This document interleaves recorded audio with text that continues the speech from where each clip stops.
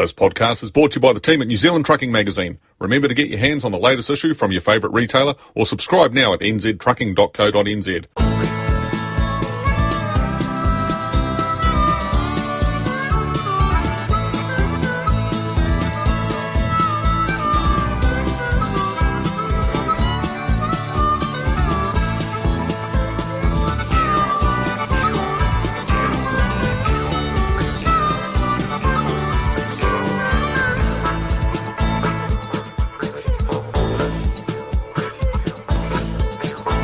Keep on moving, the official podcast of New Zealand Trucking Media. Here's Dave McCoid and Murray Lindsay. Here we go, just in time before the year ends. It's the 5th edition of the Keep On Moving podcast. My name's Murray Lindsay, and with me, guru from New Zealand Trucking Magazine, Dave McCoid. Thank you, mate, for inviting me to the party. Oh, you're welcome, Muzz. Absolutely no trouble at all. It's an absolute pleasure having you here. And I've got a personal goal to, in the next 12 months, make you an absolute trucking crazed with trucks, just like I am. And thank you very much for coming on board and helping us with your years of experience in this broadcasting sort of industry. And I can tell just by looking that you've got years and years of experience. It's written all over your face. It's called No Hair. Oh. Each month we'll attempt to bring you up to date on the latest from the trucking world. And I have got to meet some of the characters and people that make this business unique. And it is a unique business. In fact, today, Dave, the feature interview, which you're going to be doing every month, is one of the true legends from Palmerston North, a guy called, Guy Knowles, eh? Yeah, that's exactly right, Murray. And we wanted to find that interview to sort of anchor the first episode of the annual monthly series this year, and you couldn't pick a better person to interview than Guy Knowles. There'll be no one in New Zealand Road Transport that doesn't know the name Guy Knowles Transport and the fleet that bears his name, and he's the perfect example for in the road transport industry of what passion, hard work, and remaining focused on your goals can yield you. Also this episode, Dave Ching on one of the great showpieces of classic trucks out of Canterbury. It's a beauty too. Blake Noble from Transcon has an industry comment. Matt Smith is going to come in here. Well, not only being the sales manager, he just wants to talk on this. And he'll tell us about a great new magazine concept that's happening called Little Trucker Mag. But right now, it's a thing we call Our Beautiful Noise. This is new to the podcast, and it's a monthly feature, 1 minute from a big rig, and you have to guess what it is. Dave will give you some more details in a moment.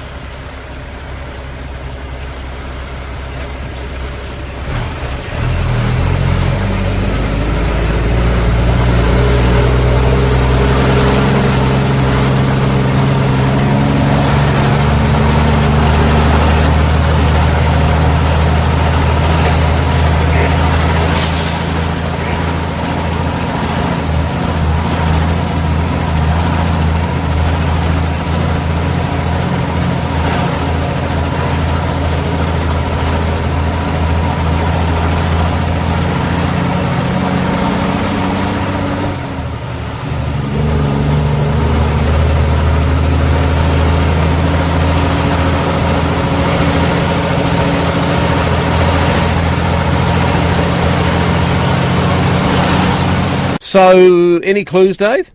Well, you might need some clues, Muzz, but there'll be plenty of people out there that won't need a set of clues, but we're not going to make it easy. So you've heard the noise, and you've heard the engine, and what a beautiful sound that was.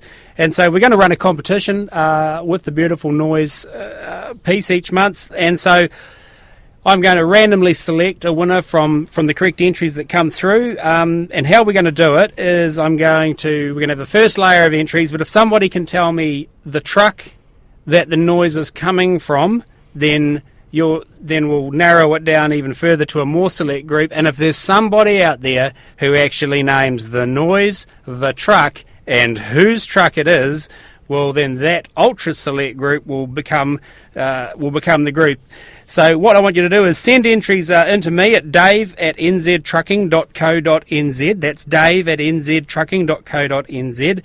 And in the subject line, please put PCast Episode 5 Beautiful Noise. And I get thousands of emails every day, so please put that in the subject line, and I will find out what's in the box of tricks in terms of prizes for the correct answers. If somebody strikes that holy grail goal and gets the noise of the truck and the owner, then you'll get a 1-year sub to NZ Trucking Magazine and Little Truckers Down Under. So what is happening in the world of trucking, Dave?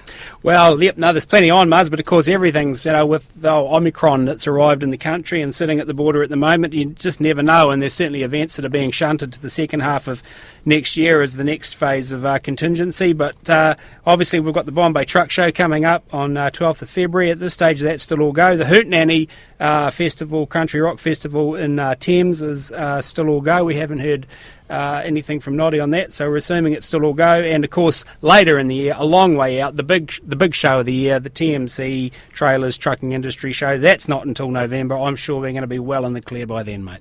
Okay, let's talk about a new magazine that's been born this year. It's called Little Trucker Mag. Man behind the concept's Matt Smith. He's here with us right now, sales manager, of course, for New Zealand Trucking.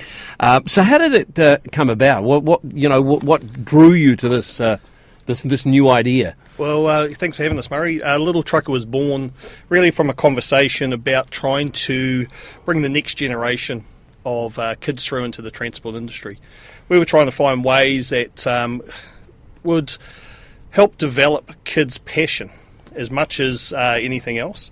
We all know that there's an extreme shortage of truck drivers in New Zealand. It's not only truck drivers, but there's also the related industries within the trailer building, the manufacturing side, the welders, fabricators. They're all screaming out for new people. They can't find them. They're not likely to find them with the borders closed. So the concept we had, let's put a magazine out for kids, encourage that passion, bring them through, capture their attention, and just maybe we build that next generation of transport drivers, truck drivers, welders, fabricators. That was the goal. And you also have a lovely magazine that's out there for everyone to read as well, right? Absolutely. So it's really aimed from 5 to 11-year-olds. But there's no reason that us bigger kids can't be reading it as well. And is that available in bookshops? It's available bookshops, supermarkets, or you can subscribe online through the New Zealand Trucking website. If you just go to the subscription page on our website, you'll be able to find details there. We've kept the price point really low. It's $29 for 4 issues for the year, so we think it's fantastic value. What we're trying to do is, again, encourage these kids. So we're putting things in like posters, stickers, collector cards, all things that are going to encourage kids to continue looking at it and bring them through. And you're on the ground with this, Dave. What are your thoughts on the mag? If it had been around when I was 8, that I would have been even more impossible to live with than what I was. And I always think back when I saw Little Truckers Down Under issue 1, and I thought back to Captain Carl, who's with us here in the studio and was going to be coming on shortly. He'll know this. In our bedrooms, we had the whole wall and ceiling covered with truck pictures, except for these infuriating little gaps that we couldn't find pictures for. And the great thing about Little Truckers is that there's a picture size for every gap on your bedroom wall, so you can plaster the house. Both Matt and I, we want to give a huge shout out to the people that have contributed and put this book together. Shannon Williams is the editor, and she's come on board and just been absolutely fantastic. And of course, our magic man with colours and design, Ricky, he's made it look like a magazine that even the biggest of kids, e.g. me, can't wait to get their hands on. And of course, there's Millie McCauley, our first regular youth contributor to the magazine. She's going to be a regular face, and she's the real life daughter of a real life truck driver. She has lived the dream. She knows it inside and out, and man, she is into this boots and all. Dave Ching is a classic truck enthusiast. Boy, is he a classic truck enthusiast. And he's going to tell us now about one of the big events on the Canterbury trucking calendar every year. Yeah, it's the annual Dave Carr Memorial Truck Run, Murray, and what we do, it started back in 2015. It was an event organised primarily by Guy Dave Carr, who was a friend of a lot of us from the industry, and Dave at the time was the Pelfinger salesman for the South Island, and I got to know Dave very well through prior to Pelfinger, he worked for, I first met him when he was at Fruithof Trailers, and then moved over to Pelfinger. Yeah, we always had a lot in common with taking truck photos and yarning about trucks and everything else. And then, so like I say, Dave was one of the primary organisers of this event in 2015 called Magpie's Truck Run. And we went to a couple of locations organised by Dave, courtesy of Dave. And then we had a function on the Saturday night at the highway and truck stop, and went to the sort of the wee hours of the morning. And Dave had a big screen TV there, and he'd put about 1,000 of his photos on memory stick, and it was just revolving through. And I remember I said to Dave, I don't know how many times, geez, look at that, I haven't seen that photo before. Whose truck's that? And we're having laughs about different things. And yeah, he said, look, and I'll never forget, he said to me, look, there's plenty more where they come from, Sunshine. He said, there's heaps more photos. Well, unfortunately, 2 days after the event, Dave died unexpectedly of a heart attack. And I suppose a couple of months later, Cam Lill, who's a good friend of mine, who's now the co-organiser of the Dave Carr Memorial Truck Run, we were round at Dave's house with his wife Colleen, and Colleen just said, look, can you go through all these photos and stuff? And she said, I want all the family stuff. She said, the rest of all this truck shit can just go. She said, I don't want any of this stuff. And there was a lot of tramway historical stuff, and as I say, lots and lots of truck stuff. And so it was a hot January night. Cam was actually up in the ceiling cavity and passing stuff down to me. I was sort of at the top of the ceiling on the ladder, and then passing stuff down to Colleen, and there's family stuff. Next thing Cam's going, look at this, and there's albums, and there's old 6x4 photos of these just old trucks, and descriptions of the dates and where the location was the photo was taken. It was just gold for us, you know. We came across photos and negatives and albums and all sorts of things. It was just cooler than cool. So getting further on toward November of 2016, we decided, well, let's have another truck run, and we'll call it the Dave Carr Memorial.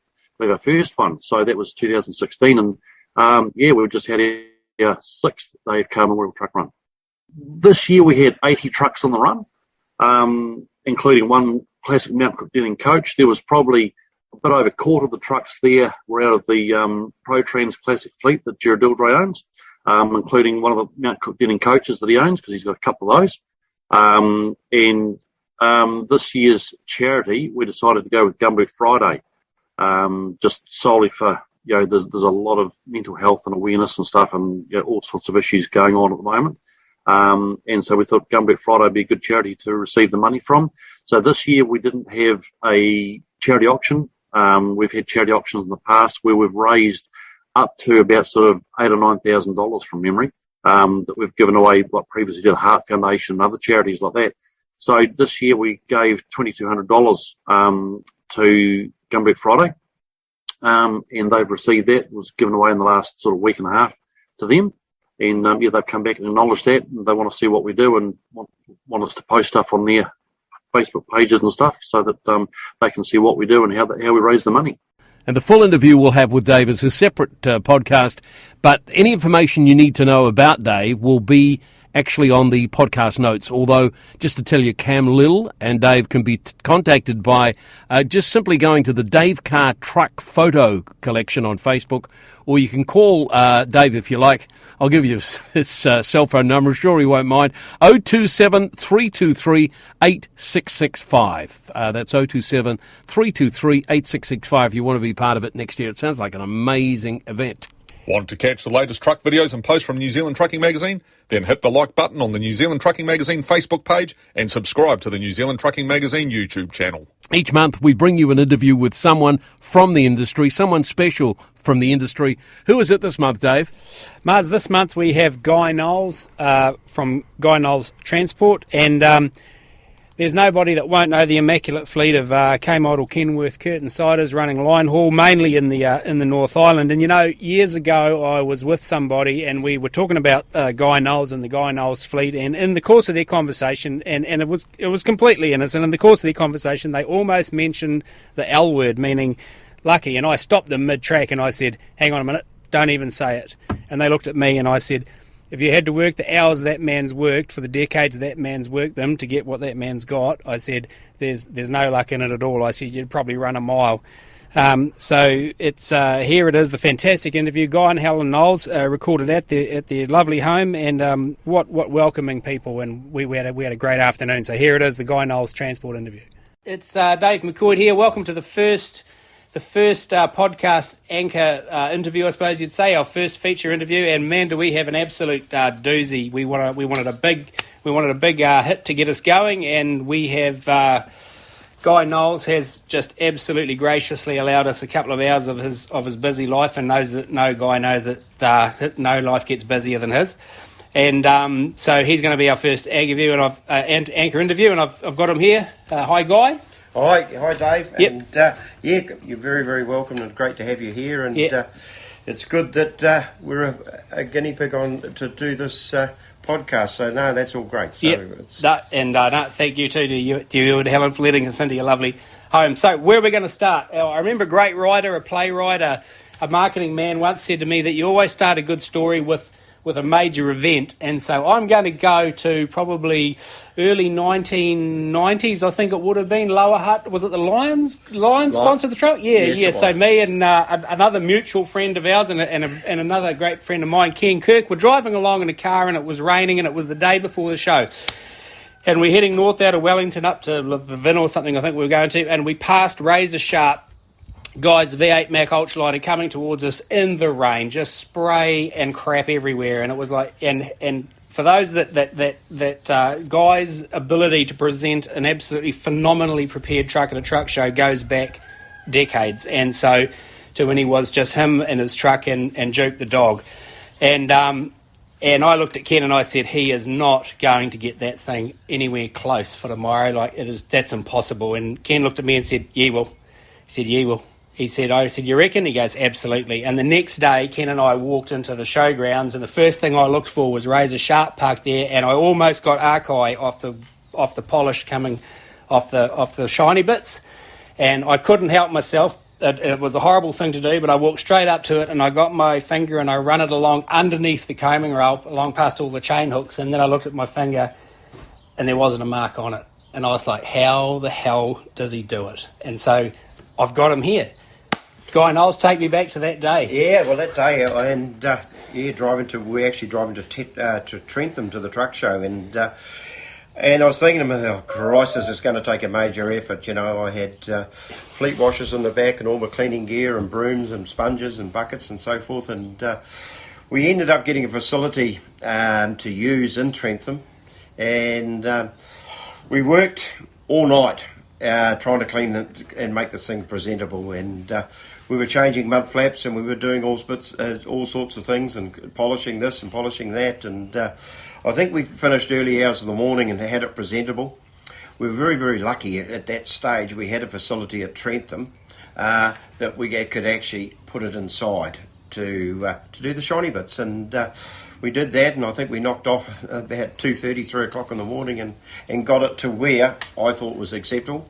With all the changes that we've made, like with a brand new set of mud flats that I had, and changed all that and got it all looking good, and put it away for the night and got a few hours sleep, and then obviously siliconed everything and give it a wee bit of a dust over in the morning, and then presented it to the show. But it was a huge effort by everyone. Yep.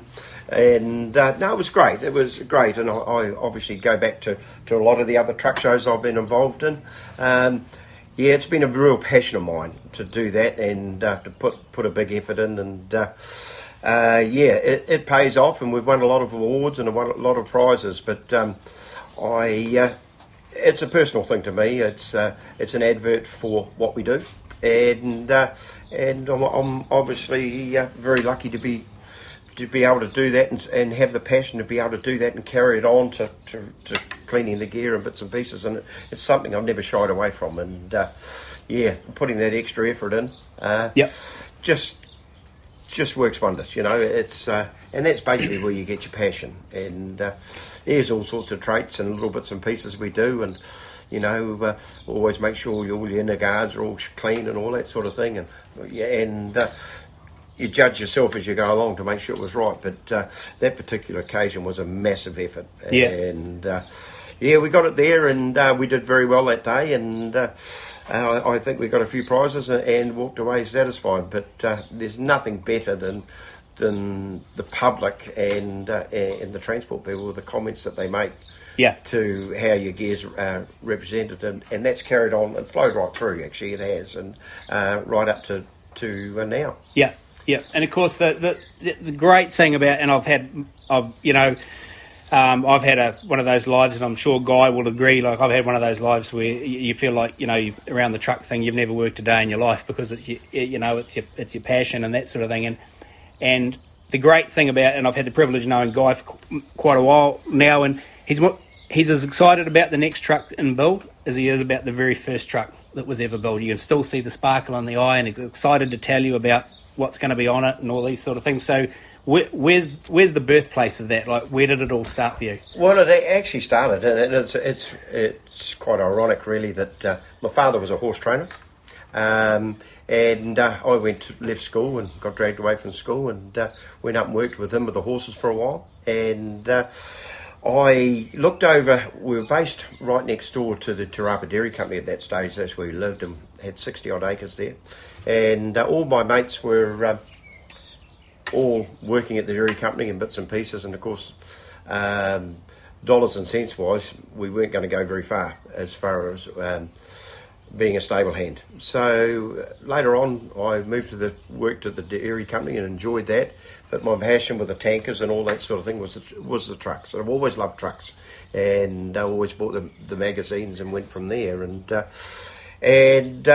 then it was I went over and I did a stint in Australia, 12 months, and worked on a farm there driving big tractors in a place called Southern Cross, just out of Perth. Yep. And he had trucks there, which I drove, and bits and pieces, and we did 12 months. I did a season over there. So you're sort of what age here?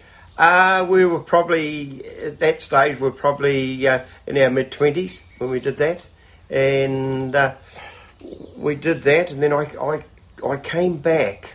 I came back to Palmerston North, where my mum was living, and so the horse training thing was elsewhere. That was in Hamilton. Yeah. Mum and Dad split up, yep. And I went and called and saw Mum, and Mum said to me, "Well, hey, why don't you get a job here?"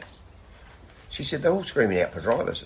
So I went and knocked on the door at Child Freighters, and they had a bit of an interview there, and they said, well, "Can you start tomorrow?"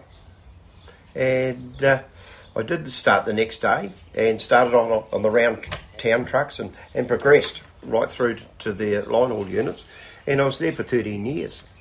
Absolutely loved it. So was the fastidious thing there then? Like, was it the shiniest round town truck in Palmerston? Oh yeah, absolutely. Everything was everything. You had to be clean. Yeah. Because it's your work environment. Yeah. And you had to be clean and tidy, and you're away from home, so obviously inside has got to be tidy and bits and pieces from there. So we did some work with various other companies when I was at Child Freighters Company. Fantastic place. And then we moved on. I got the job opportunity to work for Kiwis Transport, based in Otahu, and through Morris Selwyn, who took me on board, and absolutely loved it. And that was because I had the knowledge, and I was doing that type of work anyway, the line haul, and that just progressed. And I was an owner driver for Morrie, and worked for numerous years with him, and just absolutely loved it. And unfortunately, Kiwis Transport was disbanded. There was no more. And so the owner of the truck was what for the foam heads out there? What the owner driver truck was? My first owner driver truck even was at Child Freighters, because I was owner driver there. Was an ex Bob Lang. Yep. Cab over 8-wheeler Mac sleeper cab. Yep. 320 horsepower. Yep. 4-axle trailer. That was big gear. Thermodyne 12-speed. Yeah, that's it. Yep. That's it. And did that. And she's a lovely old truck. And we all had our bits and pieces. And I knew that through just to spend a wee bit on maintenance and trying to get it up to what I thought was my standard. And I was lucky enough through Motor Truck Distributors I traded that in and got a V8 Ultraliner Mac. And boy, was that big gear. That was just...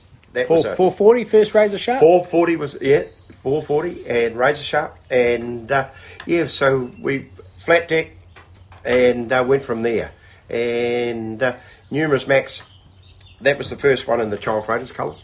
And then as I progressed into Kiwis, the next one went into Kiwis Transport colour, which was the Bounty Green. Yeah. Which to date is the colour I've ever always kept because I'm a green fan. Yeah. So what era are we talking about? So starting as owner-driver at Kiwis was like roughly what era age?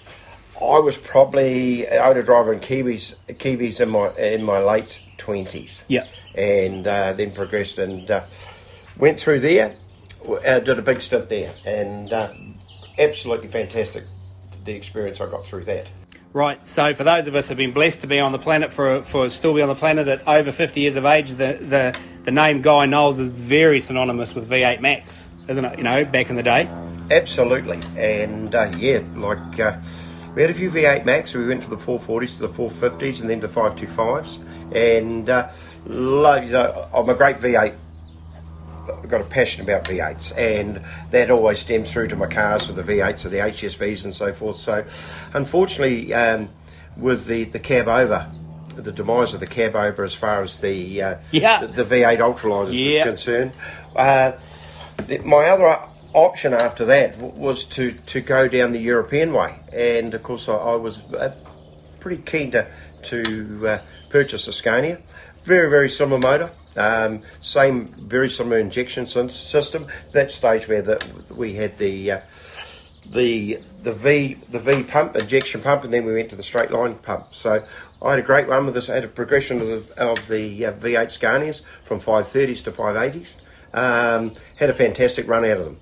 But obviously, moving on from there, the Kenworth was always the upper echelon of the whole truck buying scenario. So at that stage, obviously, I couldn't really afford it. But as time progressed, we made the big step and bought my first Kenworth. So the Kenworth was very much an aspirational truck.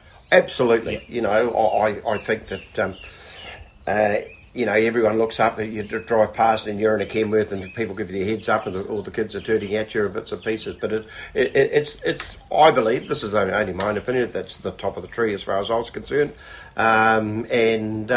To be fair, and I've had 15 of them now, that I wouldn't go past them. You know, I just love them, and I'm like them from the very first one right through to what I have today. I'm just so passionate about it, and hopefully we put the same effort in as what we did going back to the Mac days. And as far as the Mac's concerned too, we've fantastic run with all our vehicles, and even into the Scania.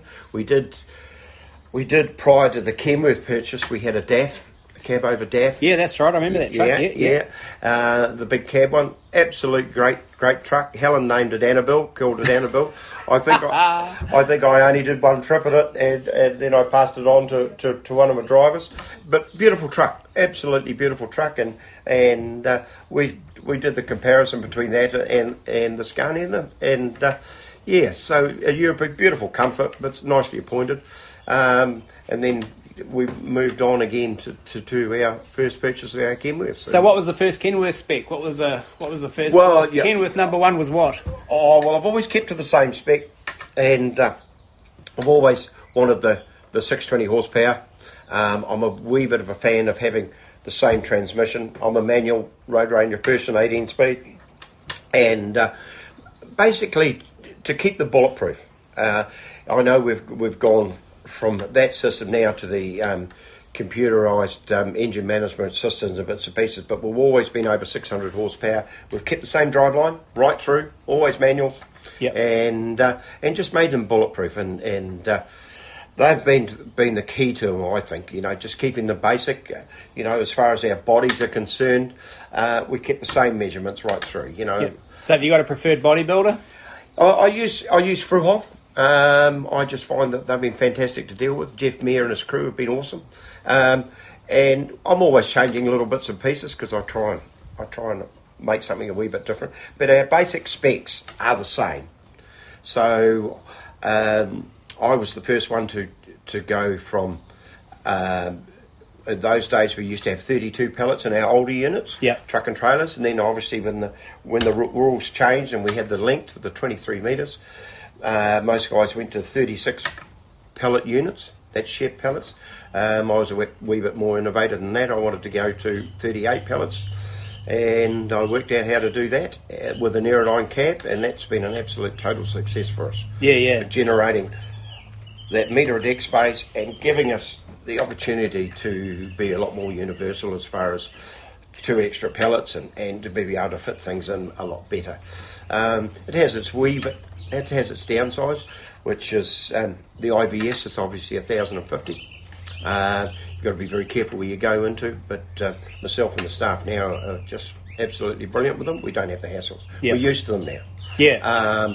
But that's been very innovative, and Jeff from Fruoff come on board, and we sat around and engineered that, and that's pretty standard spec for what I do now. Yep. We change a couple of things, because each vehicle I purchase, we try and do something a wee bit more innovative. Just try and get it a wee bit better. But I would be more than confident to say that 98% of the spec now is standard. Yeah. And I can ring Jeff and say, no, I'll have another one. And that's how it's worked all along. So it's about building relationships. You know, it's like with your truck sales, you know, my truck salesman, I can just ring him and say, this is what we need to do.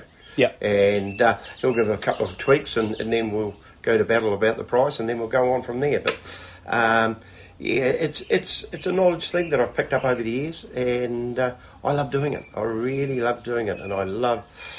There's no difference from the first truck I've spec'd to the one that I've got now. Yep. So you find the actual, what are we going to do next? What am I try and do something a wee bit different. And I really get do. a real kick out of that. Yeah, I started with and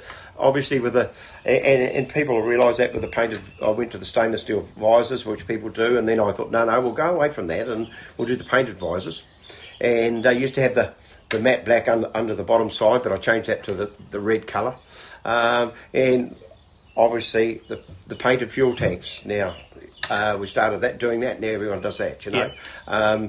So it's good, and it's a good thing that people take on board what you do. Yeah. Because I don't try to hide anything, and we try and be a wee bit sneaky with a few things, but that we try to do just to make them a wee bit different.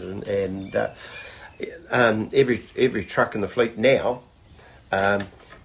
It's very, very hard to spot the differences between them, the oldest to the newest. Yeah. So it's and technology's improving too. Lights are changing and all that sort of thing. So it's good. I always, if I see something or think of something, I'll just make a bit of a note of it, and I'll put that in the back burner and think, Jesus, that's a great idea. And the thing with this industry and speccing vehicles and all the way, you're always learning. Yeah. You're always picking up on stuff, and you think, Jesus, that's a great idea. Yeah. You know, I've went from the Max when we had the curtains pulled forward and that sort of thing, just to give us easy access to load when we're doing a lot of timber at that stage.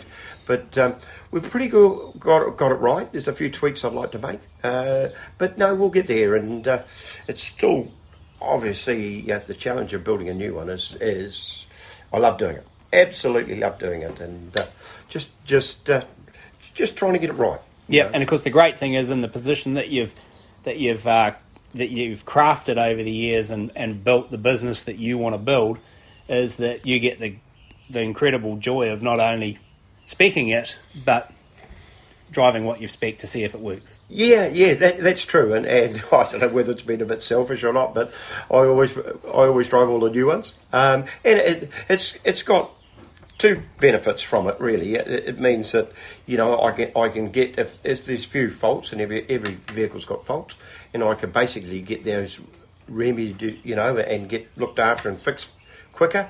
And of course, with the suppliers that we use, you know, I've got the rapport to be able to do that.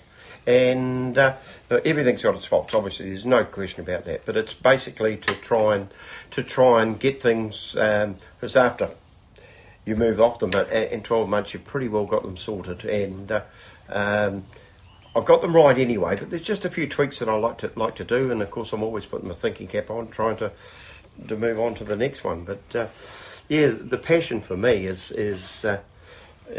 still there. Still there. I love doing it. I love the job, and I love, you know, being out there. So have you got a 12-digit golf counter. Have you actually counted how many times you've driven a truck between Palmerston North and Auckland? Oh, no, I haven't. No, I haven't. I haven't. No, people will say to you, "Oh, shit, you're still out here. You haven't retired." But and I don't think I will. And no, and I think you've got to enjoy what you do. And I'm very, very, very, very lucky that my wife, Helen, she's a big part of it, a huge part of it, with all the admin and bits and pieces, and the effort she puts is amazing. Yeah, and with documentation and dockets, we try and treat every day as the end of a week until time month's end come. We're pretty well on top of it, and obviously we're so blessed and lucky to have the clientele we've got, and of course that flows on to the drivers. We've got a great team. And I suppose if you're a manufacturer of something and you see the product that you've put your heart and soul in being forklifted onto the back of a truck that someone's put their heart and soul in, it's got to be a win-win for both, doesn't it? Oh yeah, and I really, really love loading trucks. Yeah, I enjoy it, and the bigger the challenge, the better for me. And I don't like it to beat me. Yeah. And we put some massive loads on here, and people just shake their heads. But that's my passion. I love loading them, and it's so satisfying to get to a delivery point, and you pull your curtains back, and they think, "Wow." Yeah. And there's two things that go there. You turn up at a customer's facility, and they look at the truck, and you pull your curtains back, and they look, "Jesus, this guy's knows what he's doing," and there's nothing better. It's the job satisfaction with that is huge. And even going back 30 years, and when so much freight up and down the line was carted on flat decks under covers, and to see them in the freight terminals back in the days, like at Moran Road and the Kiwis and all that, hand loaded loads of freight, and then covering it, and then seeing what's actually, and even today, then people had no idea what was under those covers, and then today people pass the curtain side and 90% of the people think it's empty. You're just driving around for thrills, but when you open the curtain, they're just dumbfounded when they see there's their life. And just referring back to the tarping days and bits and pieces, and going out all hours of the night and loading hay and by hand, going out to paddocks and putting potatoes on. And doing it by hand. Yep.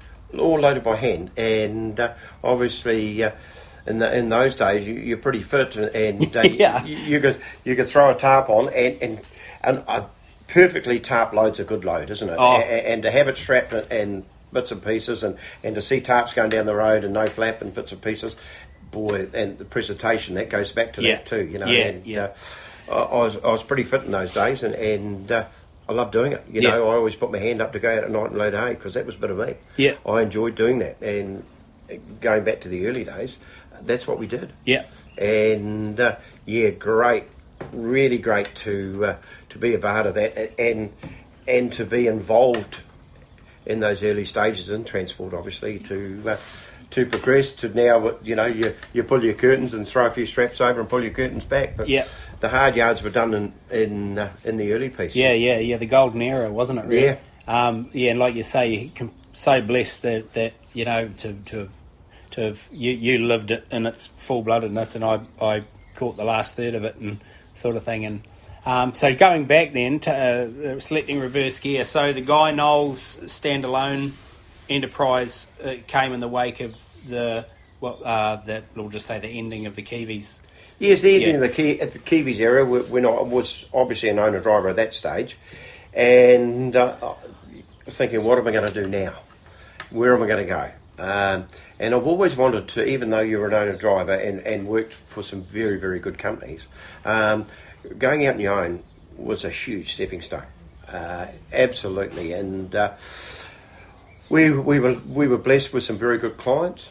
And a couple of clients that we're still doing work today with approached me, and it's been a stepping stone from there. And we've got to the stage now that we've got a fantastic clientele, and that's progressed through very good service and good operators, and it all stems back from basically the Kiwis days and progressing, So it was really, really good, and I thought we would struggle to get through that. But we've got to a stage now with 5 truck and trailers that we probably need more. But for me to be able to drive and still run and dispatch and to do that, that's probably where we're at as far as numbers are concerned.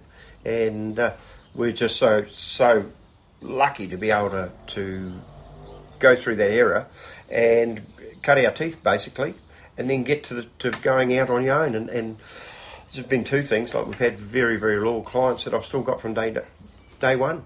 Yep, that's and one of the great things I think you've achieved is, and we talked about this before when we were having a chat prior to the interview, and it's you've been able to stay involved in the business at the point in the business that you love being involved in, so the loading and the driving as well as running them. And I was saying to Guy briefly before that I got to a stage in a job that I had for a big transport company where I was started there because I loved the trucks, but I ended up in management roles and I was dealing with people, spreadsheets, costings, and I suddenly realised one day that I'd actually become disconnected from the trucks, and so put a stake in the ground at that moment. But you've never done that. You've always been able to get on a truck and drive it to Auckland. Oh, absolutely. Yeah. And I enjoy going helping the boys load. Yeah. It's a bit of a forte of mine because I think about how we're going to do it, and that's that. And I'll go and do that and give them a hand and do that to make sure that they're all right and get them sorted and documentation's correct, and away we go. But as well as dispatching, and of course you try to load and the phone's going and bits and pieces, but that's all part of it. Yeah. And that's probably helped us with our success today, I believe, is that we're hands-on, and there's only Helen and I. Yeah. And she handles all the admin, as I said, and I dispatch it all and rate all the dockets, and she does all the invoicing, and we go through accounts and sort that. So it's been, you just got to be hands-on and involved, and I go on about the passion. Well, that's never gone away, and you've got to be really involved and hands-on, I believe, because customers like to see you out there. Yeah. They like to see you on the forklift, they like to see you and taking care of their product, and looking after it. And we get some very, very tricky jobs that we end up doing, but the harder it is, the better it is, and that's my forte. I love doing that sort of thing, and they'll give us 120 cube, and it's got to go to the South Island. Can you make it happen? And I won't let it beat me. Yeah. And I'll think about it and go from there. And we've never had a failure yet, so it's great. And as I go back to and going to all the clients we've had for over 20 years plus, so that's all helped us. And yeah, and I think, there's no question that Guy and Helen Knowles it's a great alchemy. It's a great, you've worked so well together, and it's such a happy place, and it's great to be able to say that to know you both well. But I think one of the keys for you two is, like you said, you really enjoy your relationships. You enjoy people, don't you? You like having a bloody good old natter, don't you? Oh, we do. We got some good people, and even our clients and service providers and bits and pieces, so good to us. Yeah. And it's all on relationships, isn't it? Yeah. And building relationships, and I can, everyone has a bad day, obviously, and you get a wee bit annoyed with bits and pieces, but it's and you get rung up about something. It's about making it happen, trying to make it happen, because that's the industry we're in. Things change. Yeah. And you've got to be able to adapt to that change, and you've got to think, shit, how am I going to do this now? And obviously, building up to Christmas, the phone hasn't stopped, but we're getting there. We're going good. Yeah. And we're keeping everyone happy, and so we're getting there, and of course we're it's just massive. The amount of volume we move is with 5 trucks. Yeah. So going back to that. So let's. We've been doing a fair bit of this in this interview. We'll go back. We'll go back a couple of fathoms, and talking about back to the truck specking thing. And obviously, when the 5 of them are lined up here, there's not a hell of a lot that you can point out that's not right. But just for someone who might be listening, that might be going through a bit of a downer, Like, tell me can you think of a Guy Knowles thing that you've put, spec, thought of, bolted to, welded on a truck that didn't work? No, everything's worked. Everything's worked. Going back to when I put and another company did it for them, would have put the curtains out the front. Old. That was only for one reason. That was for loading timber and that sort of thing. Yeah. That was. It was done for a specific job, basically. Everything else that we've done now, going on, is worked. You know, it's likes to our toolboxes and our toolboxes are all stainless steel, and our corner wheel boxes, we've never changed. We've kept that going. We've one of our clients build those for us. It's a bit of an offset as far as that goes. But there's not something I've always thought I'd like to improve on doing that a wee bit better. But there's nothing. It hasn't been a failure. Yep. We've changed front walls. We've gone from the big fiberglass heavy walls down to a multi-panel, which is a lot lighter, and they called a monopan wall. So that's worked very, very well, and huge weight savings, massive weight savings right there. We've still got the extension drawbars, what we used to have on the sides of the trailers and the chassis, but now it's a flip over arrangement. Yeah. That's worked well. We've improved on that. But there's always little traits that you think that we can do better. Yeah. And there's people out there who've got some great ideas as well, and people copy, and a lot of people copy what I do. And if I see a good idea, I'll always take it on board and think, geez, that might work, and we could do something a wee bit better. That the concept's good. So, do you in your huntings through the looking for do you go offshore? Look through YouTube and things, or do you keep it domestic? Do you are you just watching New Zealand trucks? Yeah, no, I keep it New Zealand bound, and mainly because I can source things. I use the Hella lights and I use those things because I can. If you break one or one doesn't work, you can throw it away and get another one. Yeah. And I can go down to the local supplier and go and buy one. Yeah. And I try and keep it that way. Yeah. And it's like axles and all that sort of stuff. We try and run with the same running gear as what we got. We try to keep that the same. So you've got a preferred axle for the Well, yes, I have. That's a bit of a story to that too, Dave. But we've actually changed and gone back to SAF. Yep. And gone back there mainly because the backup here in Palmerston North is exceptional. Yeah. And I've got a guy that comes down and downloads them and keeps a bit of an eye on them for me, and that's second to none. And so I use the same thing, same ring feeders. That's where I'm at with all that sort of thing. Yep. And same greasing systems. I use those because of our 8-wheelers, our load share. Great thing to have those systems, the greasing systems in place. I think they're a winner. Yep. So you've been big fan of self-greasing systems? Yeah, I am. Yeah, and we plumb it through to the trailer because obviously with a disc brakes trailer, you've only got the turntable. Yeah. With the greasing points on there. So we've got a hydraulic hose fitting that we plug in. So as well as your ABS and your light plugs and your Duromatics, we plug in a grease line as well, which has got a tap on it. So that's all gets fed by the truck. So trucks are disc front to back? Front to back. That's my standard spec. Right. Disc brakes right through. And by doing that, you're not getting the compatibility problems that you get with lights coming up and bits and pieces like that. It seems to flow on a lot better. Yeah. And wee bit dearer, but I think in time we've never had to put a disc brake pad in, never. So and that's right through on the trucks. Yeah. So. So one of the big things in the industry now that's you're finding more and more of is inflation management systems on trailers. Any dabblings down that road? No. We're a fairly old school sort of person and keep the basics pretty right. No, I think we've got it right. I really do. I think we've got all the EBSs and we've got all the braking systems and bits and pieces like that. We're running great driveline.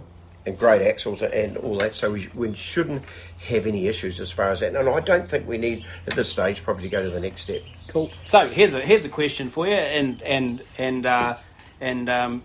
don't say something like I won't have to worry about it because I know you will. So what do you think you're going to be buying in 15 years' time? Very, very hard one. I would like to say it'd still be a Kenworth product because they're there for the long haul. There's no question of that. There'll be a lot of it, and it's coming in now with the European parts. We've got the DAF mirrors on the trucks now, and we've got the American doors now and bits and pieces. We're going to go to the new dashes and as far as that's concerned. So I think Kenworth are there for the long haul.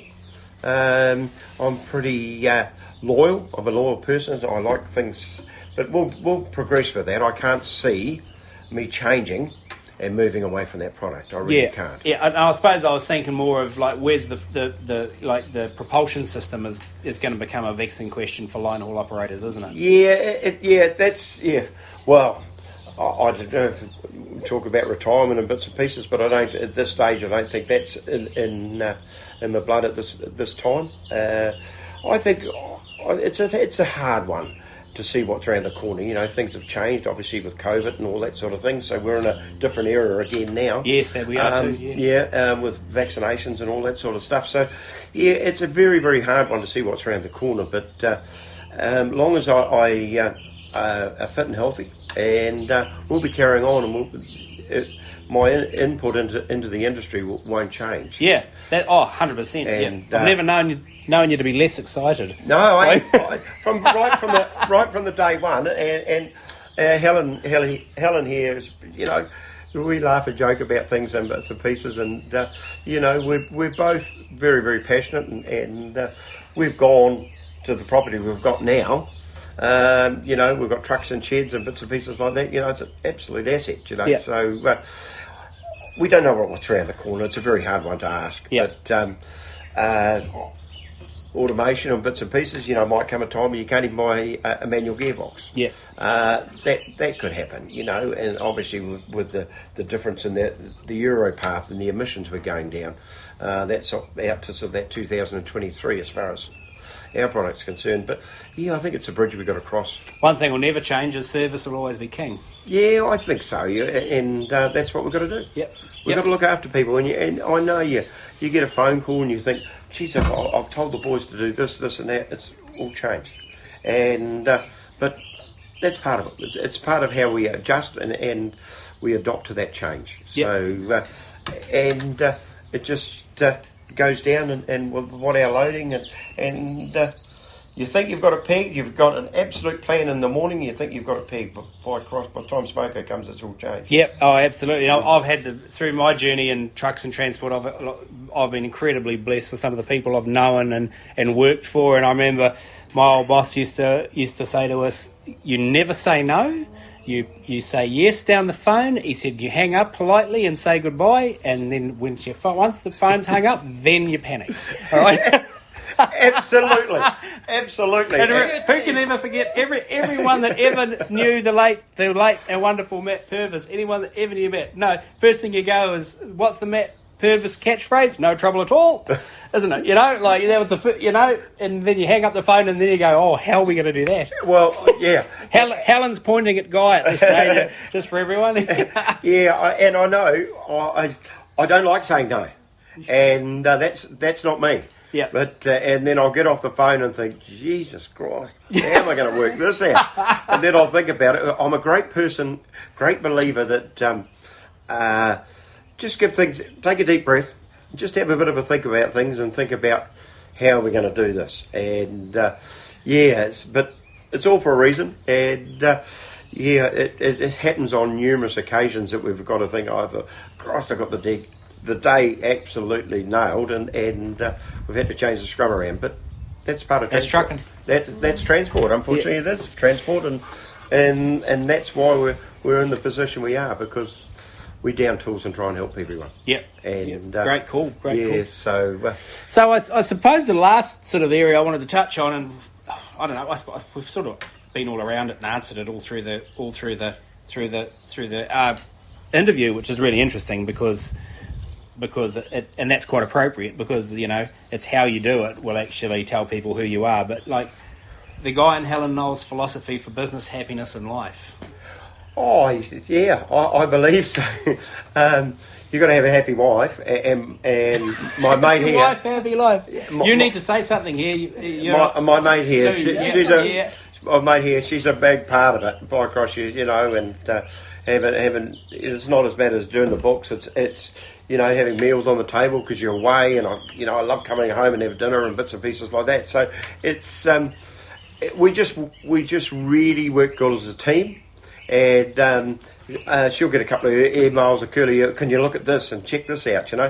How are you going to do that? I said, righty, yeah, I'll think about it. We'll get a bit of a plan going. And that's all part of it. And I think that, you know, Helen's the one. If I'm washing the truck, which we wash all the time, she'll come out and get on a broom and give me a hand. And she'll help anyone.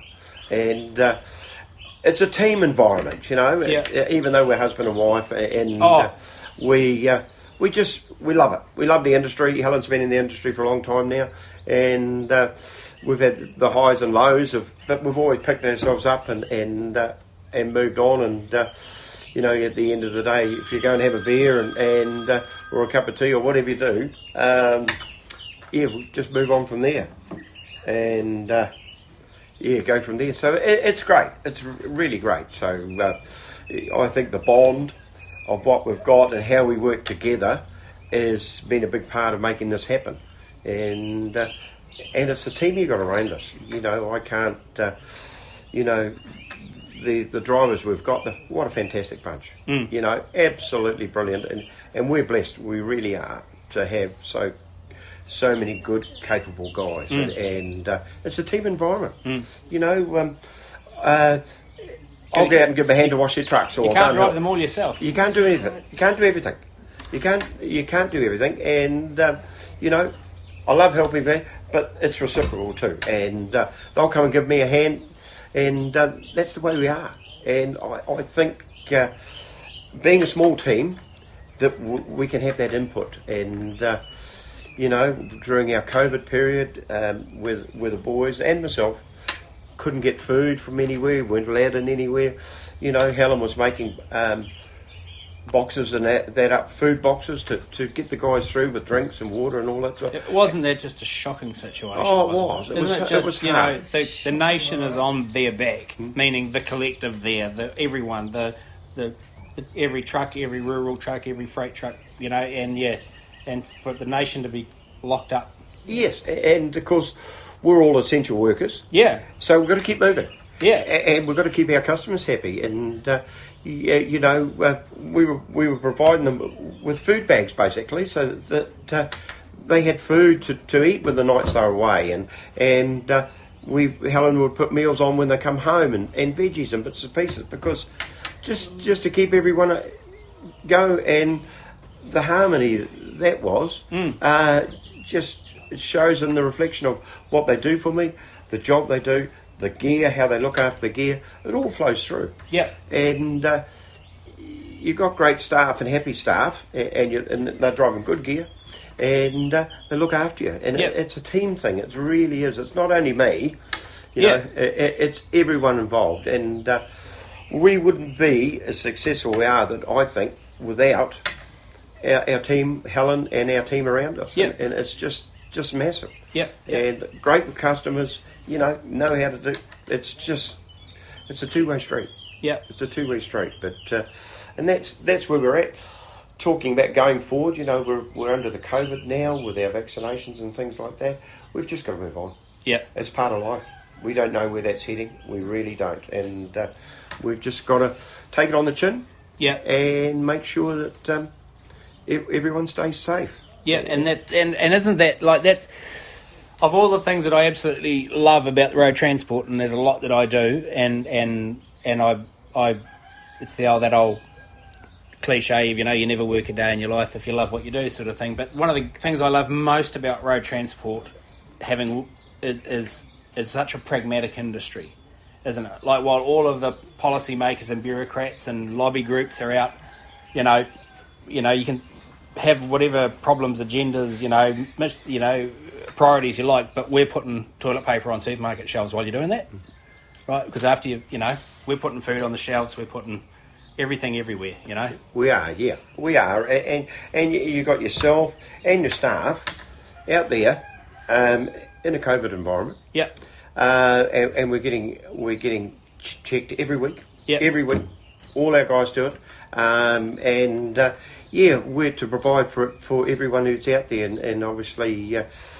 You think that you see your freight on the shelves that you think, well, I carted that, and I did that, and it's pretty satisfying. It is, and we've been fortunate enough to be essential workers, and we've carried on as per normal, really, but just with the safety environment put in there, and to make everyone safe, and including. Yeah. Ourselves wearing masks and do that, which we do all the time now. Yeah. So I think it's here to stay. Yeah. And I think we just we get temperature checked, we get so it's. I think we just need to move on with it and basically suck it up and eyes forward. Yeah. Just roll with it. Yeah, I think we've got to roll with it. Yeah. No, I can't see a change. Yeah. Yeah. Excellent. Well, that's been a fantastically good interview. I knew it would be. I knew it would be fun, and I knew it would be enthralling and enlightening. And thank you both for letting us come in and do the first podcast interview. And great to see you again, as it is whenever I call in. And thanks for your time. Yeah, no, great, Dave. No, it's been an absolute privilege to sit down with you and have a talk about parts of things that have worked for me, and it's great to be part of the industry, and as far as with you guys concerned, it's great to be a part of it, and we'll hopefully move on, and we'll do a few things together in the next few months, and we'll go from there, and we've got a few surprises up our sleeve, so fantastic. So we'll be out there doing that with that. So you'll see some different things come up, and we're also in the planning stages with that, and I think that will be one out of the box. Excited. Happy Christmas and fabulous New Year. Yeah. Then and to you and your family, Merry Christmas. And the good news is we have the full interview with Guy Knowles on a separate podcast coming soon. That's great work, Dave. And potentially next month, will we know who's the feature interview is going to be? Or but I'll keep it a secret at this stage. Oh, okay. Yep. That's great. Yep. That's really helpful. Yeah, thanks, mate. All right, we're calling in Carl Kirkbuck. Kirkberg. What the hell is your name? Okay, we're calling in Carl Kirkbeck now. Crazy Carl, or Captain K as they know him. And between Dave and Carl, you're going to talk about the latest edition of New Zealand Trucking Magazine, which effectively was out November, right? November 1. Yeah, late November, early December. It's the double issue, the December-January issue. Man, this year is a real bumper issue. She's a big fat edition, and with some great feature stories in there. The Lilburn Transport, the new K200 Kenworth drop-sider unit that Robbie and Nikita Lilburn have just put on. There's a feature interview with one of the great characters of the New Zealand road transport scene, one Dick Parker. Yeah. And if you don't know who Dick Parker is, get the magazine and read it, because he is a character royale. What he hasn't done is not worth doing in the industry, that's for sure. Oh, absolutely. And And I think he's done everything. And the great thing about our industry is it's just full of them, isn't it? It's just an industry of incredibly great characters. And of course, the Dash of Orange, which is the story on the life of father and son duo, and they've been a duo at times in their career. They've owned and run trucks together. Doug and Ash Orange from the Bay of Plenty, and if you lived that life, if you grew up in early 80s, late 70s sort of trucking scene, Captain K, it's just a phenomenal read, isn't it? I mean, yeah, it is. I mean, again, what they haven't done, but there's there's photographs there of the old W model and so forth, and I mean, that truck's iconic. I mean, those colours and so forth. Go to head down the line, see that, and you knew straight away where you were. Yep. Absolutely. And the great thing for me is, like one of the biggest problems I still have in this job, in this job that I do now is I still get starstruck. You know, because, you know, all these people are people who you looked up to so much when you were young. And the great thing is, you know, you meet them all now in the course of doing the job and interview them, and they're just wonderful people. Yeah, exactly. They're as starstruck as, you know, and you're sort of like, you're reeling backwards because, you know, you've got them on a pedestal. But they don't realise that there's no pedestal there. You're absolutely, it's a level playing field in their eyes, and that story is that's a well worth a read. That. Yep, fantastic. And we run things in the magazine and time to time, and they pop up like Where's That Road? You know, we relaunched Where's That Road last month, just, you know, because it was time to give that a run again, and that's hugely popular. And, you know, we haven't had a Good On You Mate for a while in the magazine. You know, our Good On You Mate little thing that we ask you to submit, and, you know, and that's just a thing for the guys that embrace the community of trucking. You know, is there a guy out there that helped you last week cover a load in the rain? And came across and just voluntarily helped you do that, or I was going to say change a tyre, but who does that? Exactly. You know, helped you wash your truck or something, but you know, or stopped you from pulling out from underneath the B train at the down at the ferry terminal with the landing legs up. Just did a mates thing, you know. Just did a trucking community thing. Tell us who he is. Send us in the details. Yep. You know, you can send it into editor@nztrucking.co.nz or me, David@nztrucking.co.nz. Tell us what he did, and we'll chase them up and we'll celebrate them, and we'll find something in the Prezi box for them. I have a question, boys. Go. Go you can't win. You haven't been in the industry long enough. No, it's not one of those questions. It's just that I understand Carl's the man who looks after the YouTube on the trucks, and we haven't seen one for a while. The retro test. Yeah, the retro test. Oh, come on. Well, we have copped some flack. What's going on, brother? What's going on? It's the mange. The mange has kept stopping the... COVID keeps stopping the retro test. Yeah, and I ended up stuck in the Dome City. You know, we basically got put underneath the dome, and that was it, so we couldn't go anywhere. So we've got it half filmed. We have actually, just to let everybody know that it has been worked on. It's already in the editing suite.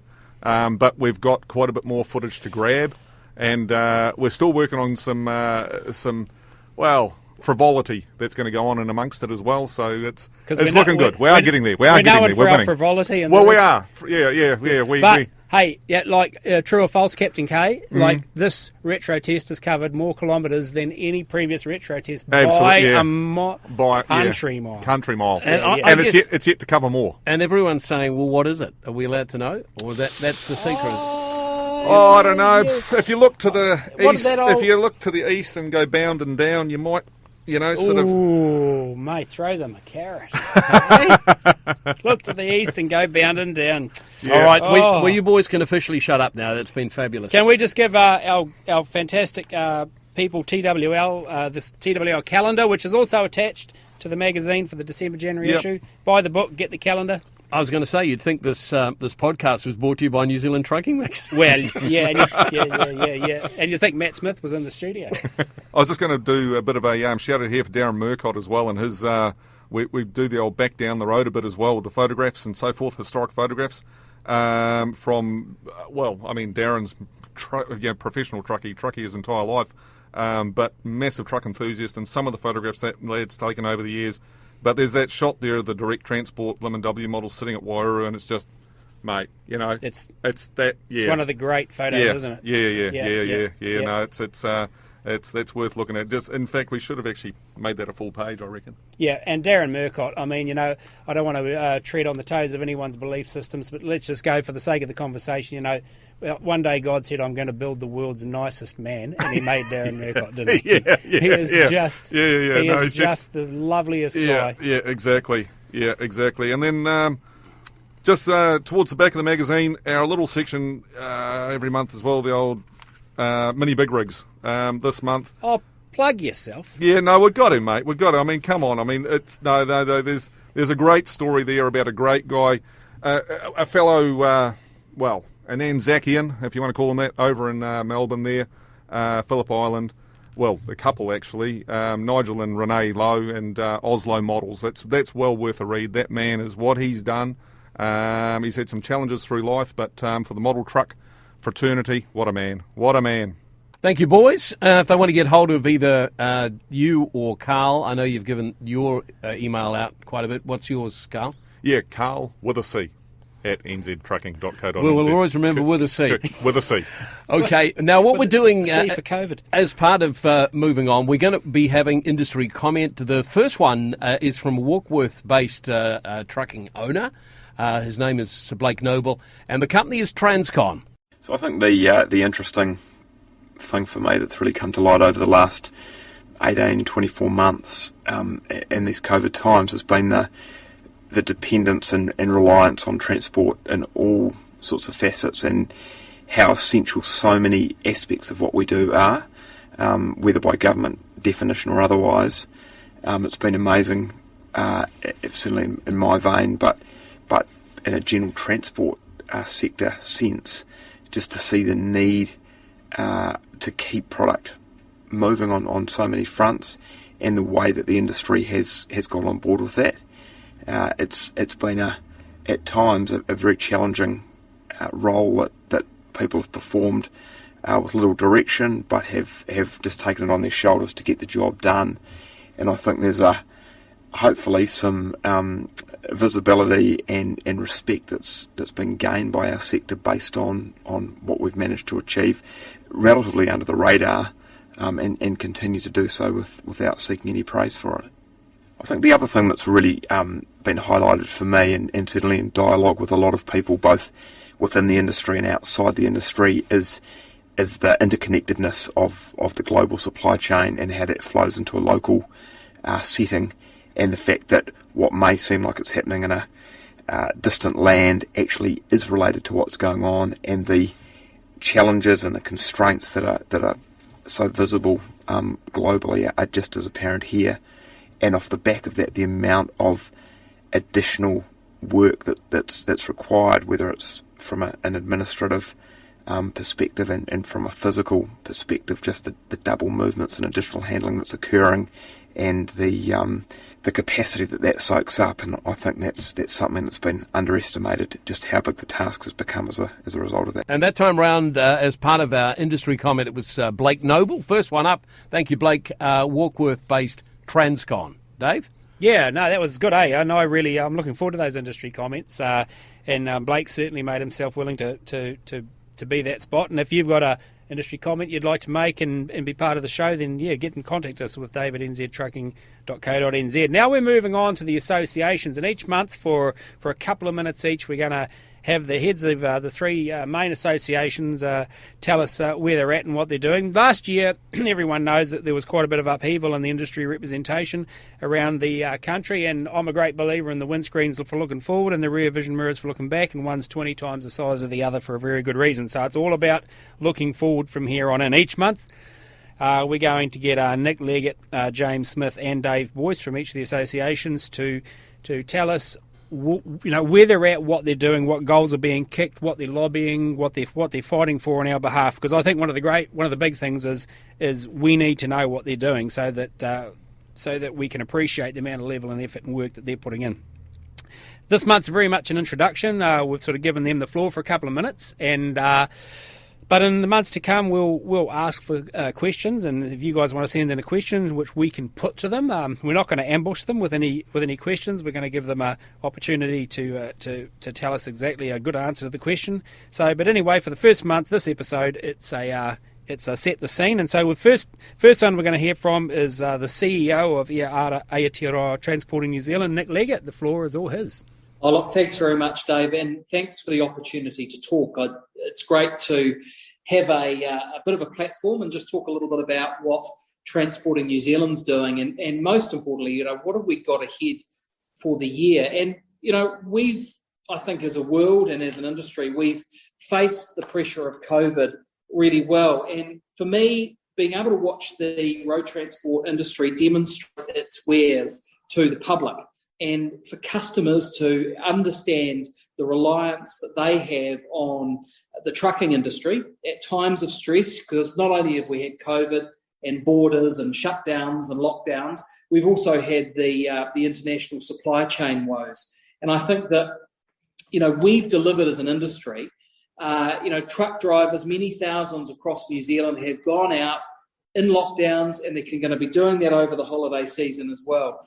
And it really is a time for the industry to step up and say, hey, look at what we're doing, understand our value, understand our worth to our customers, and talk about how we actually do transport New Zealand every day. We keep the economy going, we keep people being fed. And that's a testament to the drivers out there who just keep the wheels turning, but also transport operators as well who run businesses. I think that I'd like to see 2022 as a time when we really step up and talk about our worth and tell the story of delivering transport services to every corner of New Zealand. This is, we are going to be in an economic challenging economic time, but actually the transport industry is going to keep rolling. And some of those issues that we're going to keep focused on, for the immediate term, just today we're issuing some advice to Transport in New Zealand members around some of those details at the Te Tai Tokerau border up there in Northland, looking a little bit dicey in terms of how people are going to get to and from and through, and there is some uncertainty. We've tried to create some clarity by engaging with officials and the police, because actually it adds an extra stress for drivers at this time of year, particularly moving those containers from Northport that all have to come south to Auckland over the next 10 days or so. We've got to work to make it clear, to provide clarity and ensure that drivers can get through as much as possible. It isn't clear at the moment, but I want people to know that they can reach out to Transport in New Zealand if they have issues there. General roading maintenance continues to be a big problem around the country, and the solution to that is not slowing speed limits down and making people's trips longer. That adds cost, it adds stress, it adds to those legal work time hours being potentially compromised. We've got to have Waka Kotahi, the New Zealand Transport Agency, get those maintenance contracts together, and we'll be continuing to put pressure on in the new year. We had some wins last year. With State Highway 5, the Napier to Taupo Road. They did some big maintenance on that. We've seen a reduction in deaths and serious injuries without having to lower the speed limit. The speed limits, there are appropriate spots where speed can be reduced, but this blanket proposition that's being dropped on us by stealth is not the answer. We know that we've also got to bring more people into the industry, and we've had a successful year with our traineeship. Te Ara Ketua, Road to Success. We've got over 30 trainees engaged now in that with great transport operators around the country. It's breeding that next generation, and we've got qualifications and training, and we're building experience for them. But we've got to bring more people on board. And, Dave, I'd say to your listeners, if you know people who actually might be a good truck driver or might want to work in the industry, they don't have to be 20 or 25, they could be 45. Link them up to Road to Success, see if they're interested. Be great if they had a Class 2 licence, but even then that's not essential. We've got to do a better job at bringing people into our industry and talking about why it's good to work here and the great work that truck drivers do every day for our country. So I think, Dave, from me, that's probably it. I think you made a mention to me before we went online. It is about looking forward. And there's a lot to be positive about, but we've also got to guard against the risks. But I want to keep 2022 as a year when we keep broadcasting the really positive stuff that happens in the trucking industry and the positive work the industry does for New Zealand. Thanks, Nick. That was good, and that gives the people a place from which to start in terms of what you're going to be working on and bringing. And next is the Chief Operating Officer for National Road Carriers, James Smith. James, how's it all going at NRC? Thanks, Dave. Well, basically, I think 2022 is going to be a hell of a lot of fun. So one thing we can be certain of, there's going to be surprises. And I think you'd be a naive little bunny if you didn't think there were. So there's going to be stuff that's going to happen in 2022 that, we'll look back at it and go, gosh, we didn't see that coming. I think actually the biggest challenge that we're going to be facing as an industry is we've run out of people. So it doesn't matter whether it's truck drivers, whether it's dispatchers, whether it's engineers or people to fix the roads. We're running out of people. So that's one of our biggest challenges next year is going to be looking at ways to get people into our industry and into the supporting industries that we need. So we've already started work on the behind the scenes stuff of that with several of the government agencies that put their hand up to say they're willing to help because they too have recognised that the economy's got a problem. So we'll be bubbling away with that. On a team front, we're very fortunate. We've got a very strong and stable team, and in fact, we had one of our team leave on Friday to go work for Auckland Transport, and we already have a replacement who starts on the lines up to start. So that's good news. So good solid team, boots on the ground, because nothing beats boots on the ground. So if you need someone to actually go and see what's actually happening, and you can just dispatch them, that's good to do. So I think apart from that, we've got the perennial of state of the roads. That's always going to be with us because we're continually playing catch up on infrastructure. It's always lagging behind. And one of the other things that we're already working on is the speed limit review stuff that's going on with Waka Kotahi as they desperately try and get to a lower road toll. It is going to be a bit of a battle because the science says the speed limits need to come down, but no one wants that because we know it's going to result in lost productivity. So it's coming up. It's going to be coming up with realistic arguments and discussions and alternatives because that's going to be a challenge. So I think it's going to be, as I said, it's going to be an interesting year. We're up to it. We've got a nice balance sheet, so we can look to do some projects and get some stuff underway early on in the new year. And remember, we've got to have fun. Thanks, James. That was great. And last, and these are in no particular order, I got to say either. So last cab off the rank this month is Dave Boyce, CEO of the New Zealand Trucking Association. Certainly been a challenging year for our industry with COVID and all the bits and pieces that have gone with that. But I believe our industry's stepped up pretty amazing to all the challenges. I think we've done a bloody good job. There's certainly a lot of industry issues out there, and I mean the ones that I'm sure you've all heard before, but like road maintenance and lack of infrastructure spend is a big one. And so is workforce labour shortages and supply chain issues. So just briefly touching on those, the road maintenance, certainly from our association's point of view, a bit of concern about one of the government's key planks, Road to Zero. It seems to be very noticeably light on road maintenance and new infrastructure for their safety improvements. Seems to be mainly focused on wire rope barriers and speed reductions. And certainly we've noticed in recent years very much the sweating of the roading assets now sort of become more of a run to failure model on the roading network. It's causing a lot of challenges. I had one of our members in recently does a regular run up through Lewis Pass up to Nelson. Came in with a couple of shock absorbers off a K200, done 45,000 kilometres, absolutely buggered. And as he said to me, Dave, he said these would normally do 500,000 Ks, no worries, So not good.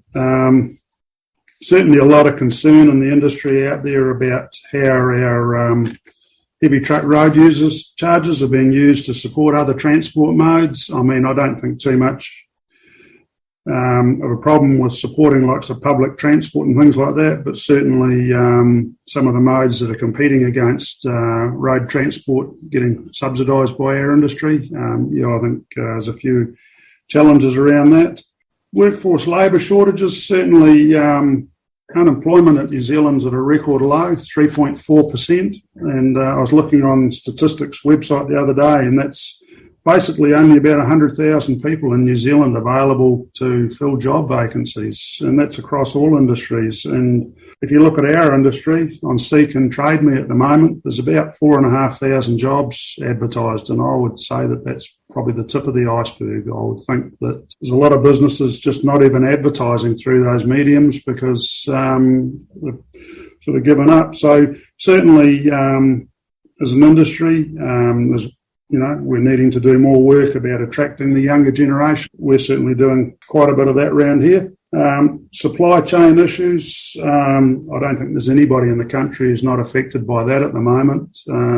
Certainly if you're trying to buy a new truck at the moment, some of the manufacturers have closed off their order books, not taking any orders till 2023, and even some of the ones that have got back orders of hundreds of trucks. So good luck if you're trying to get a new one at the moment. And the same for some of the trailer manufacturers. They're struggling for components and things like that.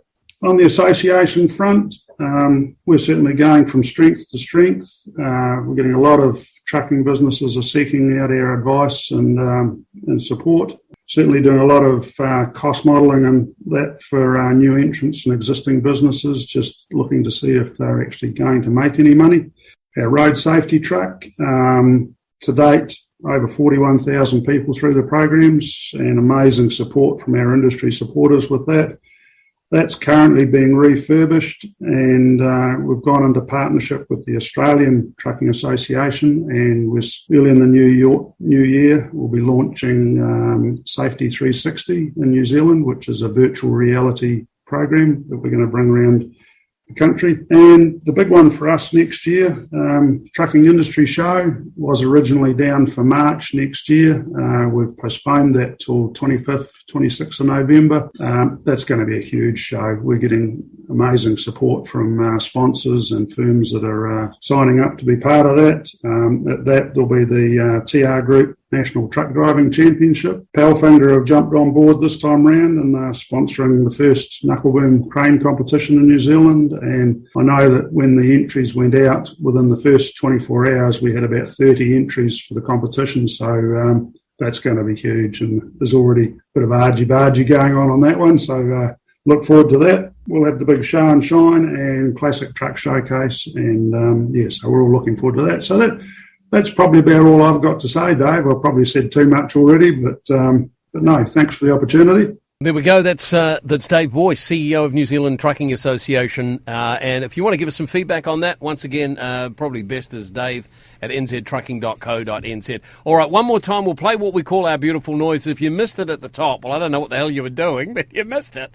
We're going to play a minute of a truck. And how much detail do we have to give? This is pretty scary detail, Dave, isn't it? Well, it is and it isn't. It starts off at fairly low level. Tell us what it is you're listening to. Second tier is we'll weed it out from there if you can tell us what truck it's in, and then we'll get a third tier down. So if we get a group of people who actually tell us the engine, the truck, and who owns it, that'll be where the prize comes out of. And if you can actually nail all three of those, then the prize will be a 1-year subscription to both New Zealand Trucking Magazine and Little Truckers Down Under.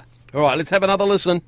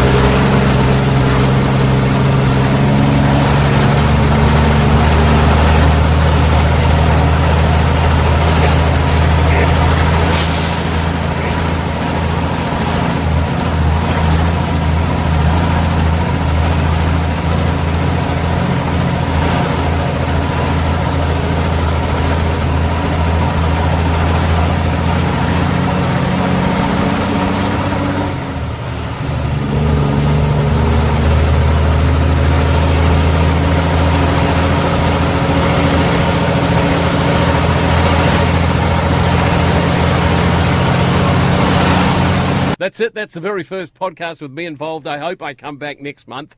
We're probably looking February at this point, aren't we, boys? Yeah, late January, maybe February. Yeah, and I hope you come back next month too, Muzz. Oh, definitely. Yeah, mate. I don't know how to work all this shit myself. Yeah, we don't know which button to push. Yeah. And I think I've just almost got Carl's name right. Carl Kopkirk. Kirk. And if anyone has a comment or something to say, they can go to the Facebook page, or preferably, because we don't want, if you're saying something that's not nice, we would prefer you to just email us personally, right? Yeah, absolutely. Yeah. That's what the delete button's for. And if you like what you hear, make sure you tell your friends about the podcast as well, all right? Yep, it's the first podcast. She's only going to go go stronger and stronger. Stronger and stronger. Yeah. Yeah, absolutely. We've got lots more coming up, and watch out for that retro test. We're working on it. Yeah, exactly. And have a great Christmas.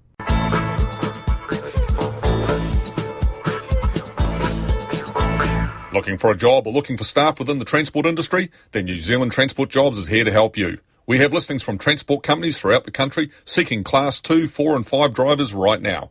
And if you are struggling to find good drivers, then contact Chris on 027 573 2005.